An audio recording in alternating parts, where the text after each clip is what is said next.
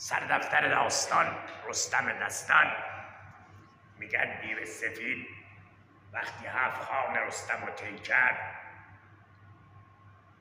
7 خان را طی کرد، دیو سفید خواب از خواب بیدارش کرد و به جنگ تا بجنگید مردانه جنگید.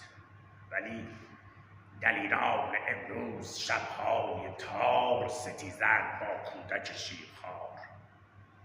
به خواب از شب پهلوی مادرش که ریزند بمب گران بر سرش. کجایند مردان آن روزگار ببینند نامردی این دیار. فرقی هم نمیکنه میخواد اون بچه مسلمون باشه میخواد یهودی. به خواب از شب پهلوی مادرش که ریزند بمب گران بر سرش. نکنید این کارا رو، چون روز ارزش نداره. یا علی مدد.